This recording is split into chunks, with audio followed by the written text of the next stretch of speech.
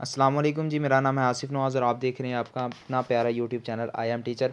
आप हमारे इस चैनल को अपने यूट्यूब के सर्च बार पर जाके @IamTeacher33 लिख कर भी सर्च कर सकते हैं। और ये ज़्यादातर सर्च होता भी IamTeacher33 लिख कर भी है, क्योंकि आई एम टीचर ये सर्च पर नहीं आता।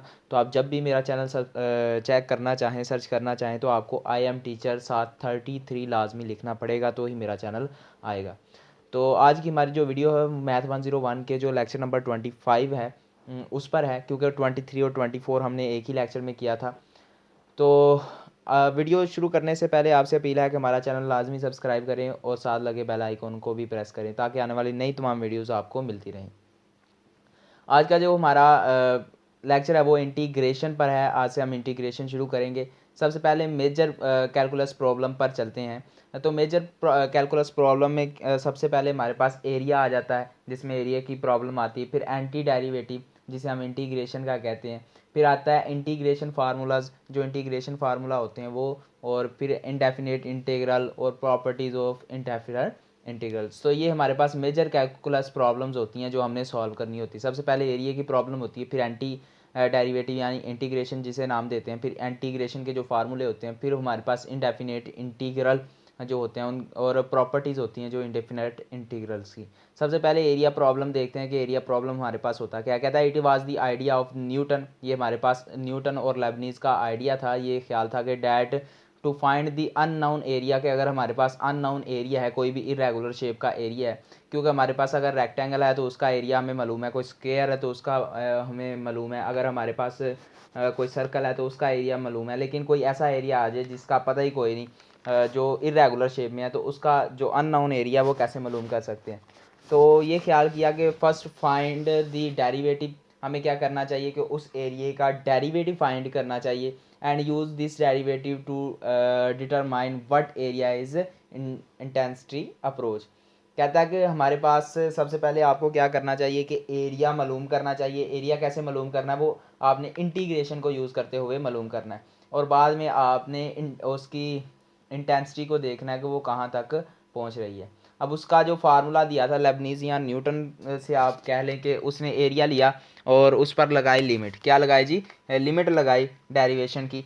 और जो है ना उसको बाद में ए एक्स प्लस एच और minus a x over H कर दिया। ये हम जानते हैं कि ये डेरिवेटिव का फार्मूला है। तो डेरिवेटिव की जगह उसने एरिया फंक्शन जो लिया वो उसने एरिया लिया। पहले हम डिस्टेंस वगैरह लेते थे, लेकिन इस बार उसने जो फंक्शन लिया वो एरिया लिया। फिर कहता है अगर हमारे पास जो L A x plus H है, ए एक्स प्लस एच है, फ़र्ज़ करें कि वो फंक्शन सी को अप्रोच कर रहा है। ठीक है जी, किसको अप्रोच कर रहा है? वो फंक्शन सी को अप्रोच कर रहा है। तो हमारे पास क्या होगा कि और हमारे पास जो एरिया है, सिंपल एरिया ए एक्स, वो किसको अप्रोच कर रहा है? एच को अप्रोच कर रहा है। देन देखें जी, तो हमारे पास जो फार्मूला बनेगा वो बनेगा, तो हमारे पास क्या बनेगा? फार्मूला बनेगा a x plus h minus a x over h, जो कि किसके इक्वल होगा? F c. और इसकी जगह आप लगा लें एच और ओवर एच। तो हमारे पास एफ सी किसके इक्वल आएगा? वो आएगा ए x plus h minus a x over H के। ठीक है जी। तो हमारे पास जब हम लिमिट पुट करेंगे, जब भी एरिया के फार्मूले में हम लिमिट पुट करेंगे, तो हमारे पास वो किसके आएगा? एक फंक्शन के, एक नया फंक्शन हमारे पास आ जाएगा जिसे हम एफ सी का नाम देते हैं।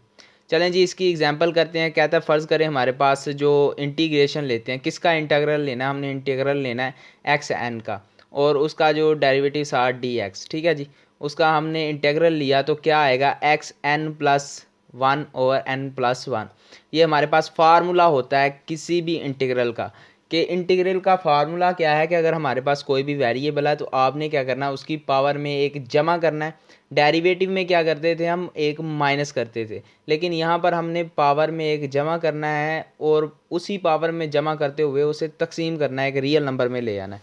ठीक है जी, जैसे यहाँ पर है एक्स एन प्लस वन और नीचे क्या है? एन प्लस वन, और साथ आपने क्या लगाना है? एक कांस्टेंट प्लस सी की फॉर्म में।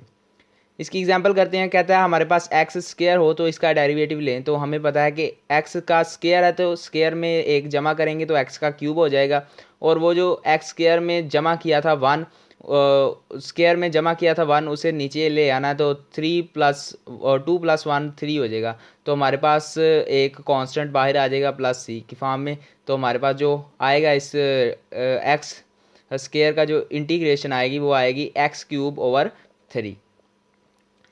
नेक्स्ट हम देखते हैं डेरिवेटिव और इंटीग्रेशन के फार्मूले में डिफरेंस क्या है। अगर हम इंटीग्रेशन लेते हैं x³ की तो हमारे पास क्या आएगा 3x², जिसमें हमारे पास जो ऊपर वाली वैल्यू होगी वो आगे आ जाती है और हमारे पास उस जो वेरिएबल है उसकी पावर में से एक कम हो जाता है।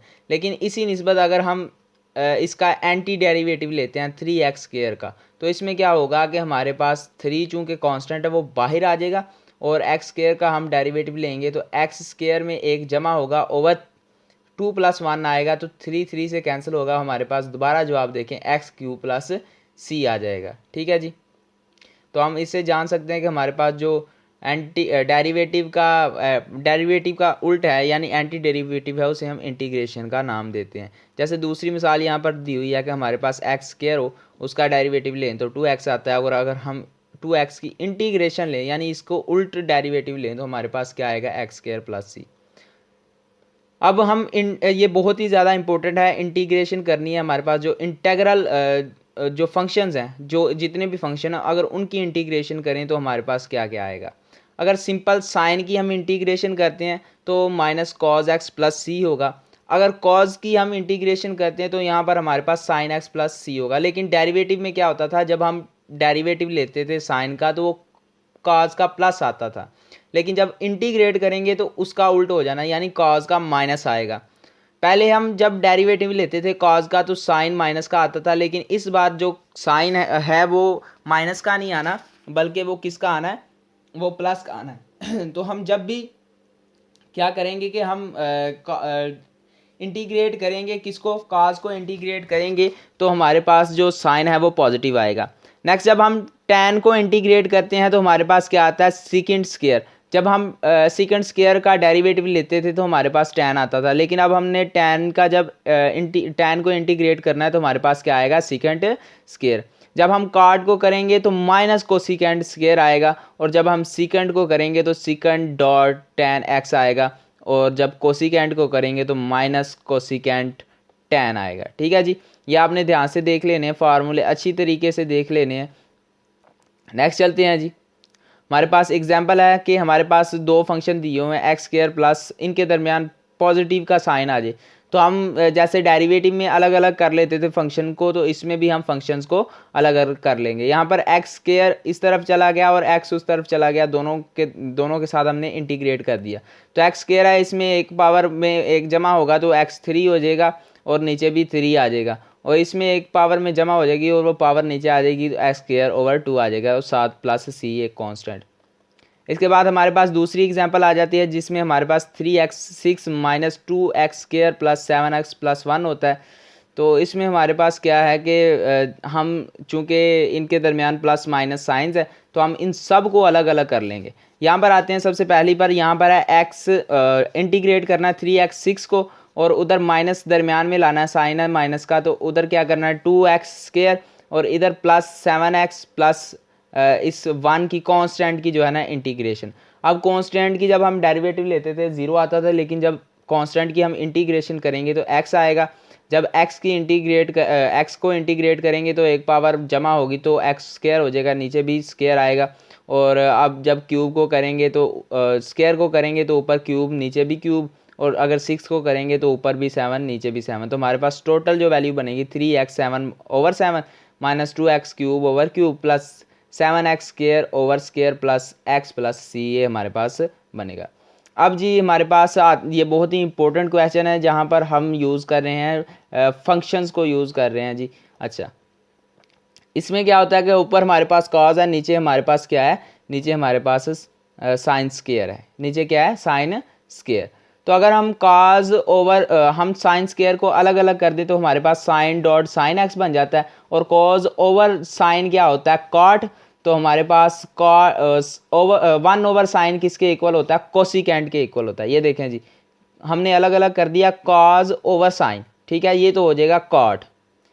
साइन ओवर कॉज क्या होता है tan, लेकिन कॉज ओवर साइन क्या हो जाएगा कॉट, ये tan का उल्ट होता है। और 1/sin किसके इक्वल हो जाएगा, कोसिकेंट के। और जब हम कॉट और कोसिकेंट को जब हम मिलाते हैं तो हमारे पास जो आंसर आता है वो माइनस कोसिकेंट प्लस सी आता है, माइनस कोसिकेंट प्लस सी आता है।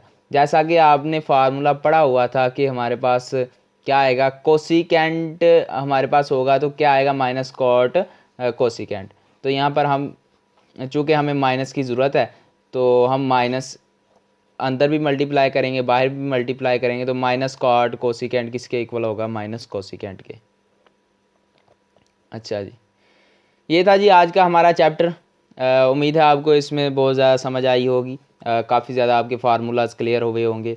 अगर कहीं से स्टेप मिस भी हो गया हो तो आप स्पेशली हमें मैसेज करके कमेंट करके पूछ सकते हैं, हम आपकी हर तरह से मदद करेंगे। तो मिलते हैं अगली वीडियो में, तब तक के लिए अल्लाह हाफिज़।